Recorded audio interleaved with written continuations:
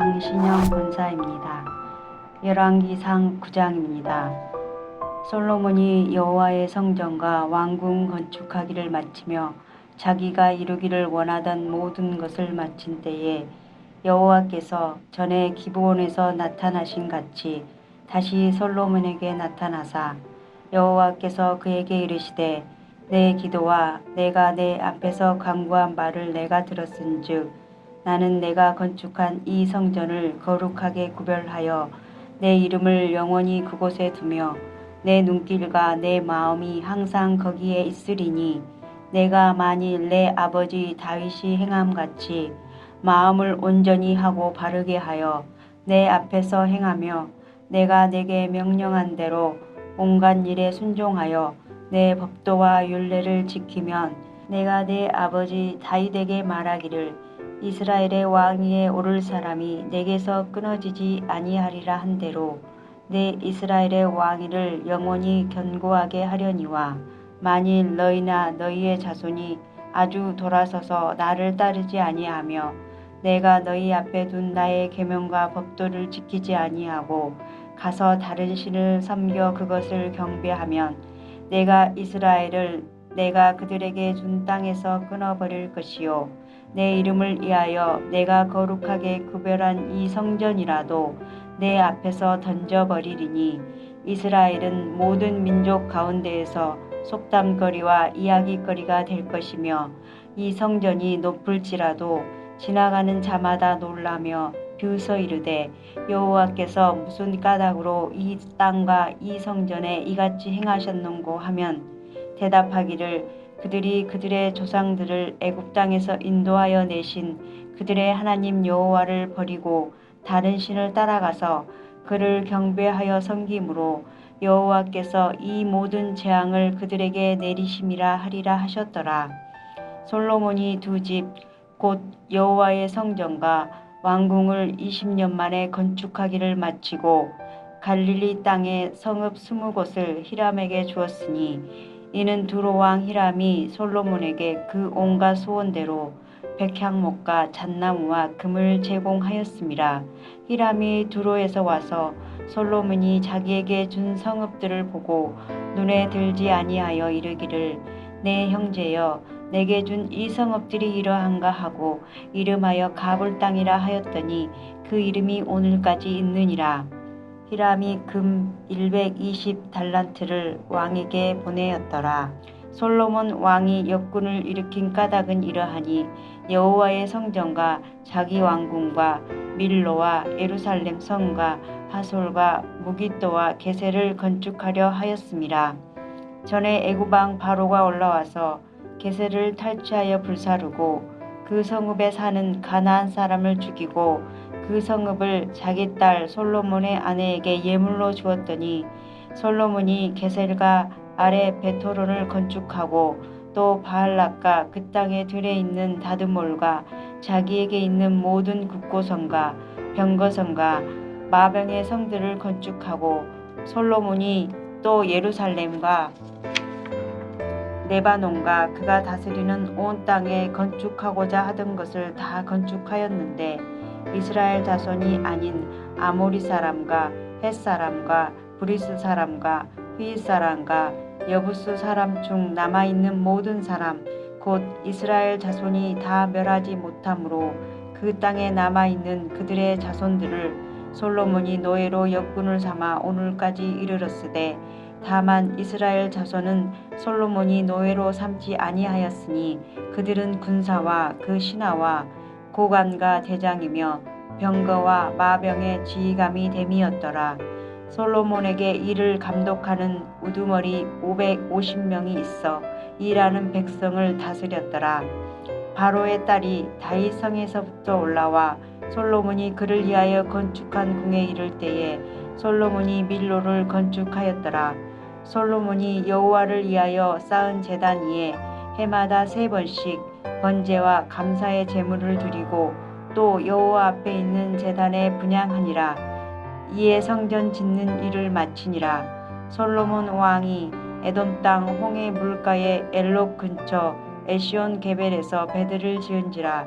히람이 자기 종 곧 바다에 익숙한 사공들을 솔로몬의 종과 함께 그 배로 보내매 그들이 오빌에 이르러 거기서 금 420달란트를 얻고 솔로몬 왕에게로 가져왔더라.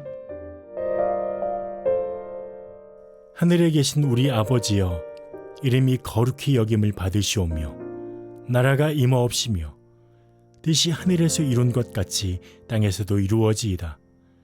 오늘날 우리에게 일용할 양식을 주옵시고 우리가 우리에게 죄 지은 자를 사하여 준 것 같이 우리 죄를 사하여 주옵시고 우리를 시험에 들게 하지 마옵시고 다만 악에서 구하옵소서. 대개 나라와 권세와 영광이 아버지께 영원히 싸움나이다. 아멘.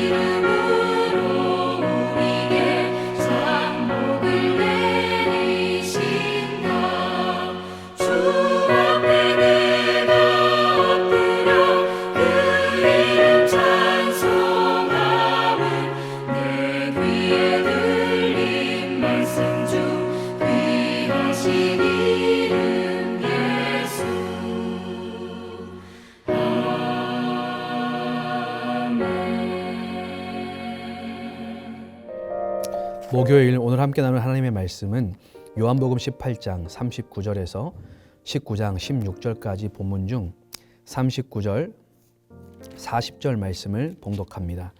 6월절이면 내가 너희에게 한 사람을 놓아주는 전례가 있으니 그러면 너희는 내가 유대인의 왕을 너희에게 놓아주기를 원하느냐 하니 그들이 또 소리질러 이르되 이 사람이 아니라 바라바라 하니 바라보는 강도였더라. 아멘. 오늘도 예수님의 십자가와 부활의 은혜로 충만하시기를 바랍니다. 오늘 요한복음은 빌라도가 예수님을 풀어주기에 힘썼던 부분을 기록해 줍니다. 성경 복음서에 3번 정도 이상 빌라도가 시도했는데 첫 번째 누가복음에 보면 이 예수님을 헤로데에게 보내서 판단하게 하는 일이었죠. 그리고 오늘 두 번째, 세 번째를 이 요한은 기록합니다. 그 두 번째가 무엇이냐면 유대인들의 이 유월절 전례를 따라서 한 사람을 놓아줄 수 있는, 죄인들 가운데 한 사람을 놓아줄 수 있는 전례가 있었습니다. 그러자 이 빌라도는 중범죄자 밀란을 일으키고 오늘 요한복음 기록에 의하면 강도였던 이 바라바를 내세워서 예수와 이 바라바 가운데 한 사람을 선택할 수 있도록 얘기합니다. 이 빌라도는 당연스럽게 이 중범죄자 바라바가 아니라 예수를 선택할 줄 알고 그렇게 시도한 것이죠. 그런데 40절에 보니까 백성들이 뭐라고 합니까? 그들이 또 소리질러 이르되 이 사람이 아니라 바라바라 하니 바라바는 강도였더라. 바라바를 선택하는 것이죠. 빌라도의 예측이 깨졌습니다. 그런데 오늘 성경이 왜 갑자기 이 바라바라는 사람의 사건을 이곳에 넣어서 기록하고 있을까요? 여러분, 이 바라바라는 이름은 당시에 흔한 이름이었습니다. 뜻은 한 아버지의 아들, 이런 뜻이죠. 여러분, 우리 사람 가운데 아버지의 자녀가 아닌 사람이 어디 있습니까? 어떻게 보면 아버지의 아들이라는 것은 모든 아버지의 자녀들을 어떻게 보면 나타내고 표현하는 것이죠. 중범죄자, 아담의 후손으로 죄 가운데 태어나서 당연히 죽어야 되는 사망 선고를 받은 이 죄악된 모든 아버지의 자녀들을 얘기하는 것이죠. 이 아버지의 아들, 이 아버지의 후손, 이 죄악된 인간이 마땅히 죽어야 하는 자리에서 살기 위해서는 바로 무죄하신 하나님의 아들이 대신하여 죽는 길밖에 없다라는 것을 말씀해 주는 것입니다. 오늘 16절에 보면 예수를 십자가에 못 박도록 그들에게 넘겨주니라 말씀하죠. 이 넘겨주다라는 표현은 이사야서 53장 6절에 있는 우리 모두의 죄악을 그에게 담당시키셨도다 할 때 이 담당시키셨도다와 똑같은 의미입니다. 이 대속의 의미죠. 대리적인 의미입니다. 죄로 인하여 죽을 수밖에 없는 이 아버지의 아들들인 모든 인류를 살려내기 위해서 예수님께서 대신 넘겨주시고 구속, 살려내시고 사셨다라는 뜻입니다. 오직 이 길밖에 없습니다. 그런데 사람들은 예수님이 아니라 바라바를 선택합니다. 정말 이해가 안 되는 비상식적인 결정이죠. 그런데 오늘을 살아가는 우리들도 얼마든지 그럴 수 있습니다. 오늘 우리의 삶의 선택의 현장 가운데 우리는 예수님을 선택할 것인가? 아니면 바라바로 표현되는 그 어떤 또 다른 바라바를 선택할 것인가? 여러분은 무엇을 선택하고 무엇을 선택하려 하십니까? 이어서 빌라도는 예수님을 풀어주기 위해서 이젠 또 다른 방법을 쓰는데 바로 그것이 1절에 보면 채찍질하는 거였습니다. 여러분 패션 오브 크라이스트를 보셨겠지만 이 예수님 당시에 이 채찍, 로마의 채찍은 정말 끔찍한 채찍이었죠. 그래서 채찍형을 당하다가 죽는 사람들이 많을 정도였습니다. 그리고 2, 3절에 보니까 군인들이 가시나무로 관을 엮고 예수님의 머리에 씌우고 자색옷을 입히고 유대인의 왕이여 평안할지어다 하면서 예수님을 때리며 조롱합니다. 아니 여러분, 어떻게 천지를 지으신 창조주, 하늘과 땅의 권세를 가지신 무죄하신 예수님께서 이렇게 험하게 당하시고 망가지실 수 있는 것인가요? 어떻게 하나님이 이러한 일을 겪으실 수 있을까요? 이 모든 과정, 그런데 이것은 바로 이사야서 예언된 메시아의 그 말씀을 성취하는 것이죠. 그가 찔림은 우리의 허물을 인함이요 그가 상함은 우리의 죄악을 인함이라. 그가 징계를 받음으로 우리가 평화를 누리고 그가 채찍에 맞음으로 우리가 나음을 입었도다. 아멘. 주님은 바로 우리가 받아야 되는 그 죄와 허물로 인하여 받아야 되는 그 징계와 채찍을 대신 받으시면서 우리에게 나음을 주시기 위해서, 또한 하나님과의 평화를 주시기 위해서 이 모든 일들을 당하셨다는 것이죠. 그 말씀을 성취하시며 메시아로서 고난의 길에 들어가신 것이라는 것입니다. 그러면서 이 빌라도가 4절에 보니까 다시 밖에 나가서 예수님을 데리고 나와서 이렇게 얘기합니다. 나는 그에게서 아무 죄도 찾지 못한 것을 너희에게 알게 하려 한다. 무죄를 선포하는 겁니다. 죄가 없는데 너희들이 고발했으니, 내가 죽일 죄는 아니니까 너희들이 그래도 고발한 게 있으니까 이렇게 때리고, 이렇게 너희들이 왕이라고 고발한 것 때문에 잘못했으니 가시관을 씌우고 이 정도로 모욕하고 멸시하고 판결했으니 된 거 아니냐. 이 정도면 벌을 충분히 받았다. 그런데 죽일 정도의 죄는 아니다. 무죄하다. 라고 얘기하는 것입니다. 그러자 6절에 그 모습을 바라보던 대제사장들과 백성들이 뭐라고 합니까? 소리 질러 십자가에 못 박아라, 십자가에 못 박아라 하는 겁니다. 이들이 목표하는 것은 십자가에 못 박히게 하는 겁니다. 그러자 빌라도가 너희들이 데려가서 십자가에 못 박아라. 이 예수는 무죄하다라고 예수님의 무죄하심에 대해서 공식적으로 또다시 얘기하는 것이죠. 여러분, 빌라도의 입을 통하여 예수님이 죄 없으시다는 것을 이렇게 선포합니다. 그러자 7절에 유대인들이 진짜 예수를 죽이려고 하는 이유에 대해서, 그 죄목에 대해서 이렇게 얘기하죠. 우리에게 법이 있으니 그 법대로 하면 그가 당연히 죽을 것은 그가 자기를 하나님의 아들이라 함이니이다. 왜 대제사장들과 이 유대인들이 예수님을 죽이려고 했냐면 예수님이 자신을 하나님의 아들이라고 했기 때문에, 하나님이라고 했기 때문에 그런 거죠. 신성모독이라고 죽이려고 한 것입니다. 그런데 이들이 예수님을 이렇게 고발하면서 자신들의 입술을 통하여서 오히려 이 요한이 기록하고자 했던 목적, 요한복음 20장 31절에 하나님의 아들이심을 믿게 하려는 그 요한의 목적, 하나님의 아들 되심을 오히려 선포하고 있는 것입니다. 그러자 빌라도가 이 말을 듣고 예수를 두려워합니다. 8절에 보니까 더욱 두려워했다라고 되어 있죠. 왜냐하면 이때 당시에 빌라도는 로마 사람으로서 헬라 로마의 신관을 가지고 있었습니다.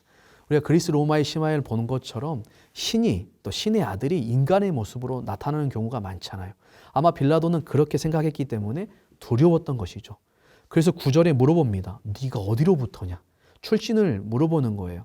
살았던 이제 갈릴리 사람인 걸 알고 정말 그렇게 하늘로부터 신의 아들로 왔는지 물어보는 것이죠.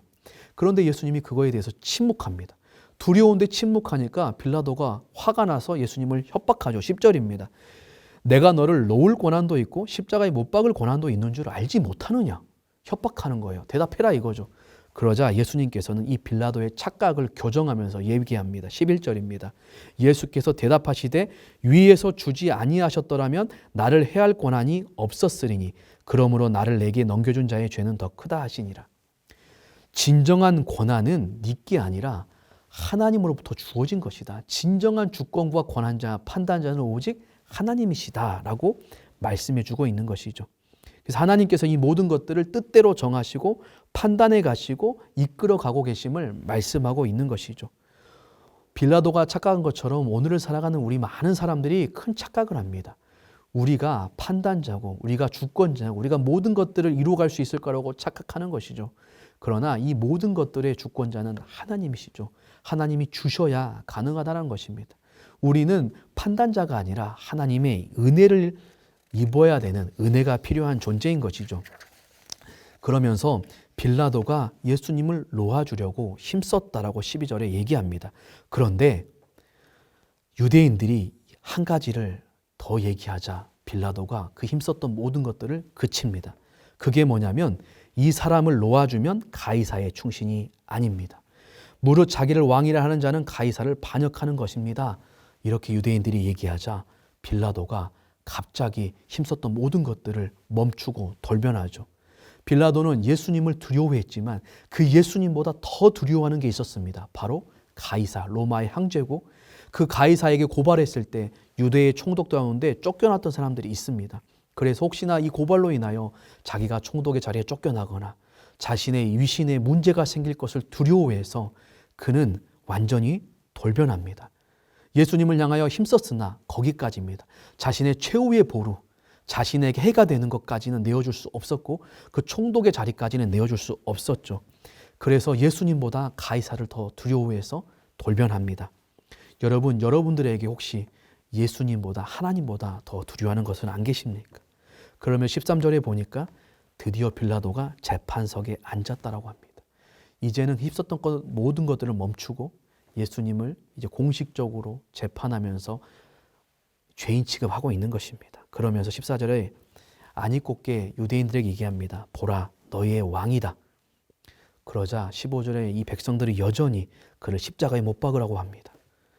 그러자 빌라도가 마지막으로 내가 너희 왕을 십자가에 못 박으랴 라고 얘기하자 대제사장들이 세상에 이렇게 얘기합니다. 가이사 외에는 우리에게 왕이 없나이다. 그러자 예수님을 넘겨줬다라고 말하죠. 여러분, 이 대제사장들이 세상에 예수님을 신성모독으로 고발했는데 당연히 내가 너의 왕을 넘겨주라 했을 때 무엇이라고 답변해야 되죠?